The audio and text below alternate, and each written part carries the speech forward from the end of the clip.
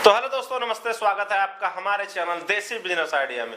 देसी business idea में आज हम आपको कहानी एक ऐसी व्यक्ति की सुनाने जा रहे हैं जो व्यक्ति अपने कंपनी की शुरुआत महज 10,000 रुपए से करता है, लेकिन आज उसकी कंपनी की जो वैल्यूएशन है, जो कंपनी का टर्नओवर है, वो कई हजार करोड़ का है। आज हम ऐसे ही एक व्यक्ति की कहानी बताने जा रहे हैं, एक ऐसे ही मेगा एम्पायर खड़ा करने वाले व्यक्ति की कहानी बताने जा रहे हैं, जिसकी कहानी बहुत ही अच्छी है और हमें उम्मीद है कि आप इस कहानी से बहुत कुछ सीखेंगे या बहुत कुछ जानेंगे। तो आप हमारी इस वीडियो को अंत तक जरूर देखिएगा। अगर आपके घर में भी अगर किसी का इलाज चल रहा हो या आपके घर में भी अगर कोई दवा का सेवन रेगुलर कर रहा हो, तो उनकी दवाओं में एक बार जाके आप या फिर उनके ड्रॉल में देखिएगा या फिर उनकी दवाओं के बीच में देखिएगा। तो अगर उनके ऊपर या वो अगर 10 दवाओं का सेवन करते होंगे तो उनमें से तकरीबन 5 से 7 दवाएं सन फार्मा कंपनी बनाती है। जी हाँ, वही सन फार्मा कंपनी, जो कंपनी आज तकरीबन अपने देश में तो हर घर घर तक पहुंच चुकी है और अपने देश में ही नहीं बल्कि ये विदेशों में भी काम कर रही है। विदेशों में भी इस कंपनी की जो दवाइयां हैं उनकी भारी भरकम डिमांड है। आज कंपनी की चर्चा हम इसलिए करने जा रहे हैं क्योंकि आज की चर्चा और भी महत्वपूर्ण हो जाती है, क्योंकि अभी इजराइल और हमास में जो युद्ध आप देख रहे हैं उससे इस कंपनी पे बहुत बड़ा असर। लेकिन आज जो हम कहानी बताने जा रहे हैं इस सन फार्मा की ही कहानी है। इस सन फार्मा की शुरुआत कैसे हुई थी। महज 10,000 रुपए से इस कंपनी की शुरुआत हुई थी और अगर आज हम टर्नओवर की बात करें तो कई हजार करोड़ में आज इस कंपनी की टर्नओवर है। तो आइए जानते हैं कि इस कंपनी की शुरुआत कैसे हुई और कैसे ये कंपनी हजारों करोड़ का कारोबार करने लग गई।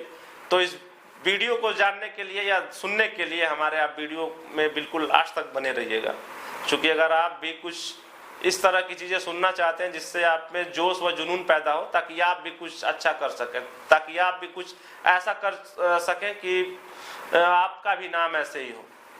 सन फार्मा देश की सबसे बड़ी फार्मास्यूटिकल कंपनी है। इसकी शुरुआत हुई थी मानसिक रोगियों की जो मेडिसिन बनाने, वो भी महज 10,000 रुपए से।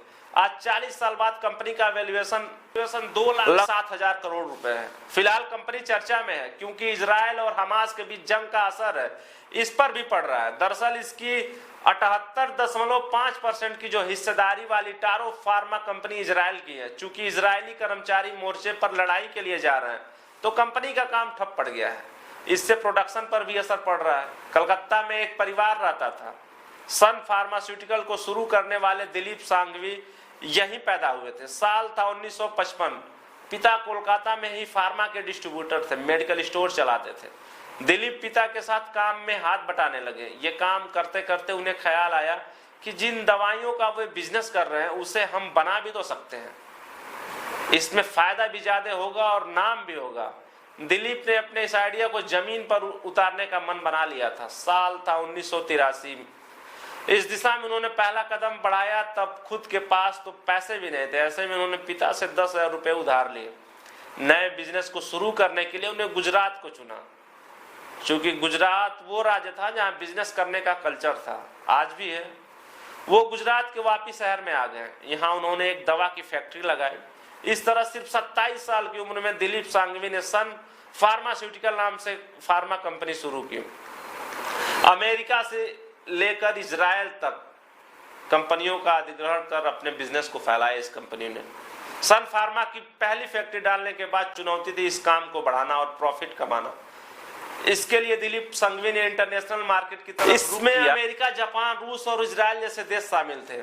सबसे पहले 1997 में कंपनी ने अमेरिका में काराको में फार्मा के अधिग्रहण की शुरुआत की। फिर DUSA और URL फार्मा जैसी कंपनियों का अधिग्रहण किया। इसके बाद इजराइल में टारो फार्मा का अधिग्रहण किया। देश के अंदर भी उन्होंने कुल 53 मर्जर और अधिग्रहण कर लिए। सन फार्मा के लिए सबसे बुरा वक्त 2014 से 2018 के बीच माना जाता है। ये वो समय था जब कंपनी जेनेरिक दवाओं के बाजार में अपनी धाक जमाने लगी थी। यहाँ तक कि कंपनी अमेरिका में भी जेनेरिक दवाओं की सबसे बड़ी कंपनी बनकर उभरी थी। इससे अमेरिका का ड्रग मार्केट खुश नहीं था। ड्रग मार्केट जो अमेरिका का था वो खुश नहीं था। दवाओं को लेकर वहां के बाजार में जंग छिड़ गया। अमेरिका की दवा कंपनियों ने सन फार्मा के क्वालिटी कंट्रोल और मैन्युफैक्चरिंग में कमी का आरोप लगाया।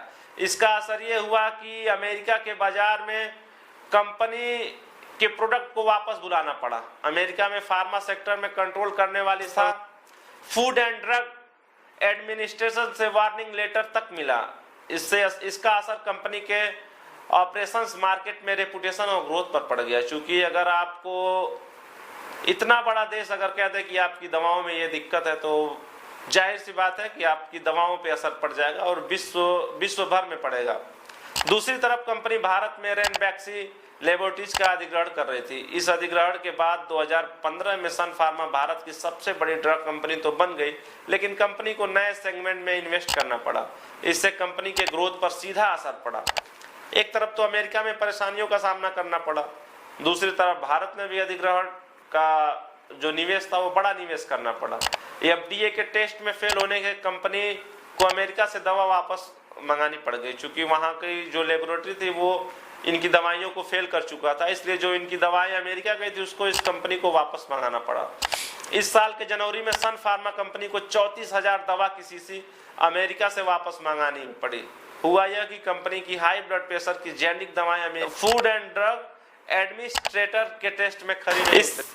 इससे पहले 2014 में भी अमेरिका में सन फार्मा की डायबिटीज की दवा को लेकर विवाद उठा था। तब कंपनी भी अपनी दवाओं के बैच को वापस मंगाना पड़ा था। तब भी अमेरिका की फूड एंड ड्रग कंपनी जो है अपनी रिपोर्ट में अपनी दवाओं को मानक पर खरा नहीं बताया था। हालांकि अब कंपनी इस स्थिति में पहुंच गई थी कि इसके रेवेन्यू का 40% हिस्सा अमेरिकी बाजार से आता है, जबकि 27% हिस्सा भारत से आता है। 20% हिस्सा जो है ऐसे देशों से आता है जहां कंपनी का नया उभरता हुआ मार्केट है। 13% रेवेन्यू इसके अलावा दुनिया के अन्य देशों से भी आते हैं। सेल बढ़ाने के लिए अनएथिकल तरीकों के इस्तेमाल का आरोप। सन फार्मा की मार्केटिंग स्ट्रेटजी जो थी उस पर लगातार सवाल उठता रहा है। कहा जाता है कि सन 1990 के दशक में भारत में जितनी भी ड्रग कंपनियां शुरू हुई वो विवाद से दूर नहीं रह सकी। इनका मार्केटिंग करने का जो तरीका था हमेशा सवालों के घेरे में आता रहा। सन फार्मा के बारे में कहा जाता है कि इसने डॉक्टर्स और मेडिकल प्रोफेशनल के साथ लॉन्ग टर्म रिलेशनशिप बनाने पर जोर दिया। इसमें कंपनी मेडिकल रिप्रेजेंटेटिव जो थे, MR थे, उनके माध्यम से डॉक्टर्स को महंगे गिफ्ट तक देने में बिल्कुल हिचकती नहीं थी ये कंपनियां। यहां तक कहा जाता है कि कंपनी डॉक्टरों को उनके यहाँ आने वाले मरीजों और उनके लिखे जाने वाले